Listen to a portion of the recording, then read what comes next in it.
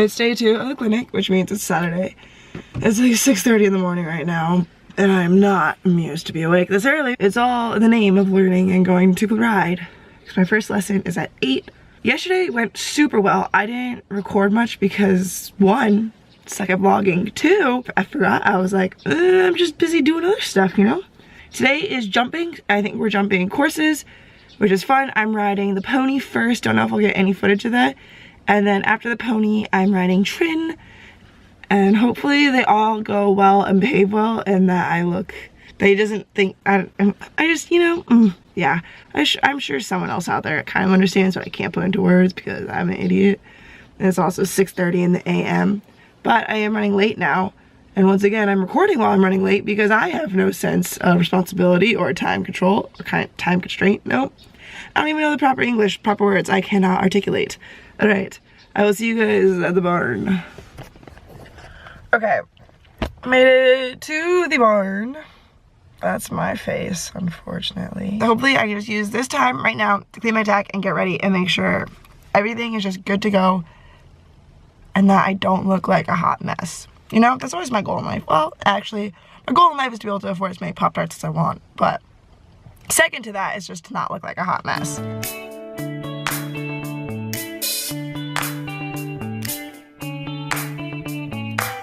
Boom boom bobby, boom boom bobby, boom bobby baby.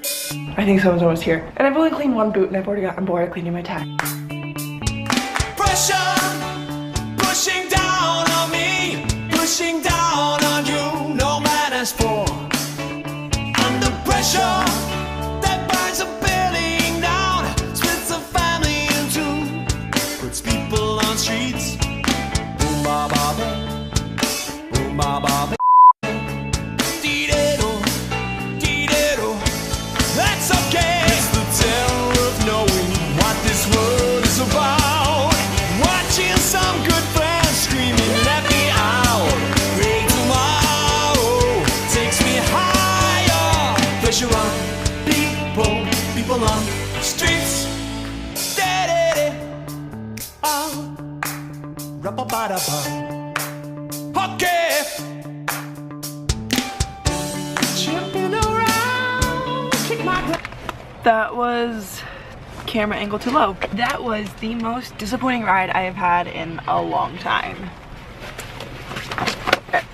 So real quick, because I'm worried someone else is gonna walk by and see me recording, but that was such a bad ride.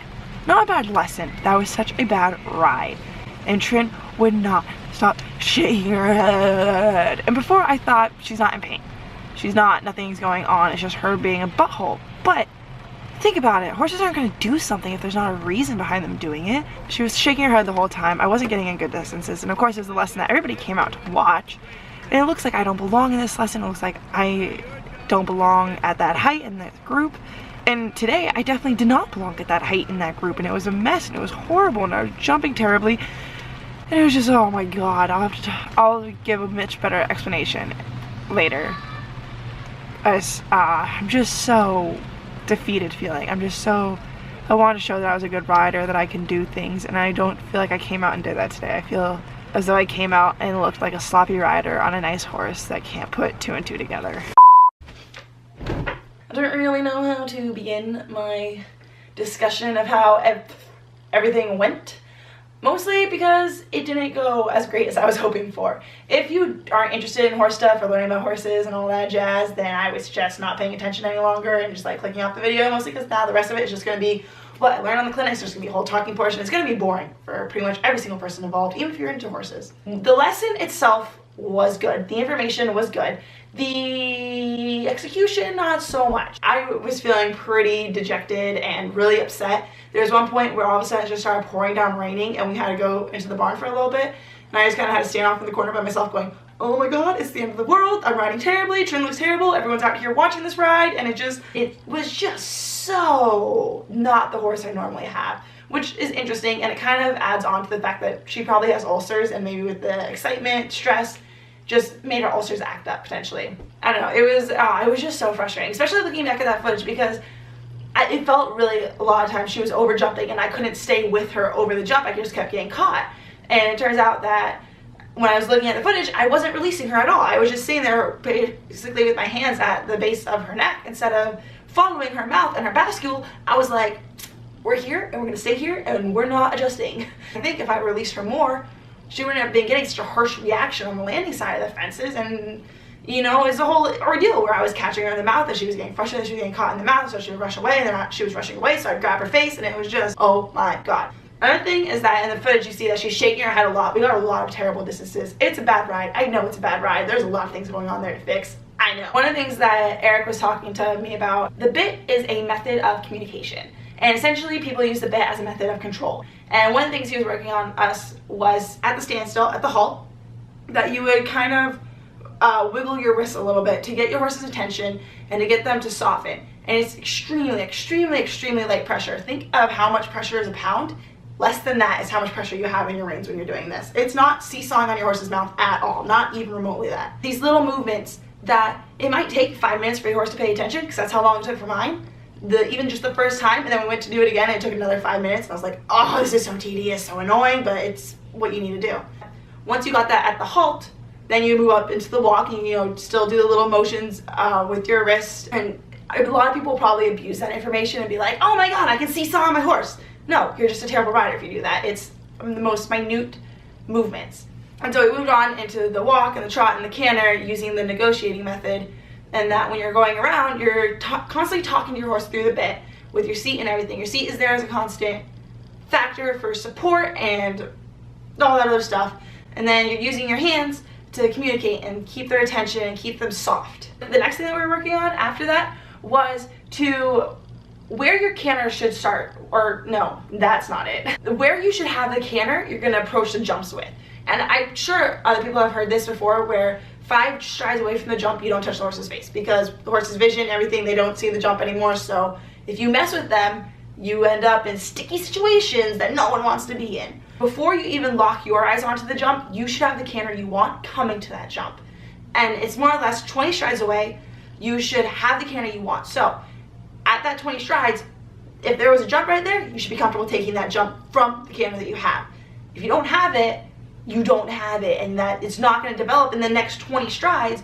All you're going to end up doing is either taking away the energy, which isn't correct, or just going faster instead of having power and impulsion. It's like, that was words and a good explanation if I've ever heard one. As soon as you're 20 strides away, you should have the canter that you're going to come to the jump from, and essentially the goal is from 20 strides to the jump, you don't mess it up, right? That's super simple instructions. And then you're actually riding and you're going, oh my god, now she's going faster and I can't touch her, can I touch her, what do I do? I was battling with that a lot, because I was having a great canter 20 strides away, and then I'd lock onto the jump and immediately I would start taking away from her energy, when that's not what I need. I needed it to keep her going forward and maintain the exact same stride that we had at 20 strides away, same as at 5 strides away. I find myself coming up to a jump and I will apply more pressure on the reins, go up, you know, sue me PETA. Sometimes I'll pull back on the reins, and I obviously dick move, but that's how I go to adjust her stride, because all of a sudden I'm in a sticky spot, I'm going, hold up, let's stop, you know, slow down. And it's not your hands. Yeah, your hands make a change, and that's like the hard part about it, is that your hands do make a change, and so you're constantly going to use your hands because they make a change, but your hands do not make the correct change. If you use your body and sit your chest up and bring your chest back and readjust the horse's balance, that makes the proper change, and that's a change that you can continue. Whereas if you reel them in via their face, then you might have made a change over the jump, but as soon as you land, you've lost that change. Whereas if you adjust your own balance and your horse's balance, then you've made a change that you can continue up to the jump, over the jump, and after the jump. Oh, side note, day 2, so we were really worried that we were going to get a lot of rain. It was going to flood the arena for day 3.